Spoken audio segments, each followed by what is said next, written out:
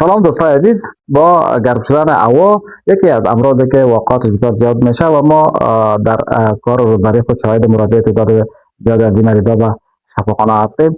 همین مریضی مورقه یا تب مورقه یا تیفوید است. اما بسیاری مردم فکر میکنن که این مریضی یک تب ساده است، در حالی که اتونیت و مورقه یک مریضی است که اگر درست و مواقع تشخیص و تداوی نشه خطر اختلالات وخیم و حتی مرگ میره در قبال خود دارد. خب تیفوید یا مورقه چی است؟ تیفوید یا مورقه یک مریضی انتانی است که توسط یک نوع باکتری به نام سالمونلا تایفی ایجاد میشه و این میکروب میتونه در غذاهای آلوده، آبهای آلوده وجود داشته باشه و از این طریق این میتونه که از طریق آب و غذای آلوده و یا دستهای آلوده و شخص سالم انتقال کنه و شخص سالم مصاب بده و شخص سالم باز این از طریق مواد آیده در محیط پخش میشه و همین قسم این شکل جریان داره میتونه که باعث ابتلای افراد شد.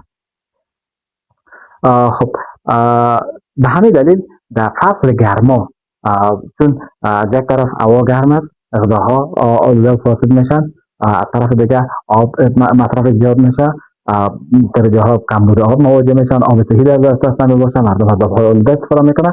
وقات از این مریضی در این فصل تابستان یا در فصل گرما زیادتر دیده میشه.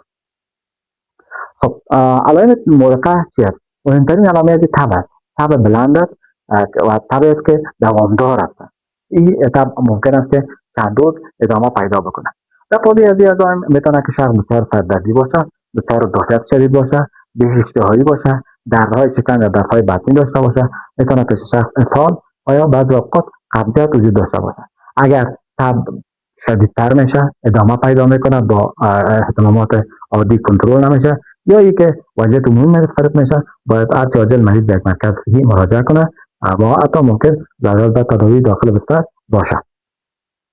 چطور ما میتونیم که خود از تب مورقه وقایه کنیم یا پیشگیری کنیم از مصاب شدن به مورقه؟ گفتیم که مورقه یک مریضی انتانی شدید است. خب اول باید بگیم که مریضی قابل تداوی است، تداوی داره با تشخیص مناسب و تداوی مناسب، گرفتن آنتیبیوتیک های مناسب به نظر داشته میشه که مریضی تداوی شود. اما گپ عام و گپ مطرح همیشه همین بوده که وقایه بهتر از تداوی است و مورقه هم یک مریضی است که قابل وقایه است. چطور وقایه کنیم؟ خب اول کوشش کنیم که حفظ صحه را مراعات کنیم، خصوصا حفظ صحه فردی. همیشه دستهای خود را بشوییم، دستهای خود را با آب صابون بشوییم، آب پاک و آب صابون بشوییم، مخصوصا پیش از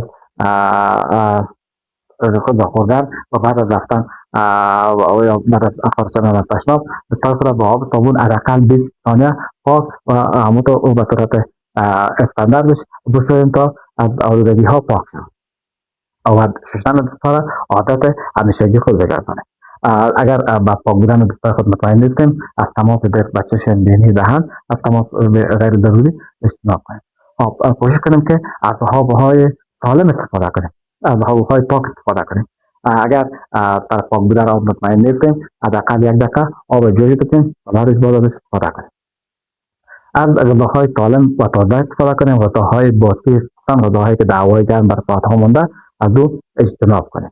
میوه ها و سبزیجات وقتی که استفاده میکنیم مطمئن باشیم که پاک است، پاک بشوییم اجازه با آب، با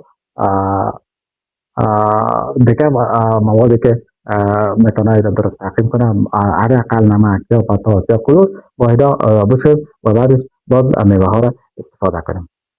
و موضوع مهم دیگه ای است که حفظ صحه را مراعات کنیم. کوشش کنیم که حفظ صحه محیطی را مراعات کنیم، محیط خود آلوده نسازیم.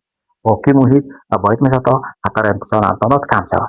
مخصوصا در قسمت تشناب وقتی که ما داره به رفع حاجت پیدا میکنیم، کوشش کنیم که از تشناب ها از محیط بسته استفاده کنیم، در فضای ها در جایی که خطر انتشار آلودگی ها به آب و به غذا و به افراد دیگر وجود داره، از رفع حاجت در این محیط ها کوشش کنیم که اجتناب کنیم و جلوگیری کنیم. و موضوع دیگه ای است که اگر یک شخص دچار تب طولانی بشه، شکم درد یا اسهال میشه، در این صورت خودتر انتیبیوتیک استفاده نکنن، کوشش کنیم که به دکتر مراجعه کنیم با تشخیص و تداوی زودهنگام. از یک طرف ما میتونیم که از زخم شدن مرض از اختلالات جلوگیری کنیم و از طرف دیگه میتونیم که ما میفهمیم که استفاده خودسر انتیبیوتیک ها باعث ایجاد مقاومت دوایی میشه. چنانچه ما شاهد هستیم که بسیاری مریضای مرقه ما حالی با بسیاری انتیبیوتیک ها مقاوم شدن و تصمیم نمیکنه که دلیل از او همین استفاده خودسر انتیبیوتیک ها. خب اگر مرقه درست روایی نشه اختلالات به وجود میاد، مهمترین اختلالات از او خونریزی و سوراخ شدن روده ها و همچنین میتونه که باعث مصاب شدن دیگر سیستم ها، باعث سپسیس، باعث اثرات سیستم عصبی اینا شود که برای از این خاطر کوشش کنیم که هر چیز زودتر به دکتر مراجعه کنیم و تداوی و دوا را به خودسر استفاده نکنیم، بلکه تداوی و دوای ما زیر نظر دکتر باشه. خب داخل باید بگویم که مرقه یک مریضی قابل وقایع است که با نوشیدن آب سالم، غذای سالم، برها نمودن از صحی دستگاه، از صحی شخصی و از صحی محیطی و همچنان اگر خدا نخواسته مصاب میشیم با مراجعه زودتر به دکتر و تداوی مناسب زیر نظر دکتر ما میتونیم اول قبل ابتلا شدن و اگر خدا نخواسته ابتلا بشیم از شدت و اختلالات مرض جلوگیری کنیم. اگر این ویدیو برای شما مفید است این کوشش کنید که با دوستا و عزیزانتان شریک بسازید تا افراد بیشتر با این مرض و راههای پیشگیری از او آشنا شوند. با تشکر.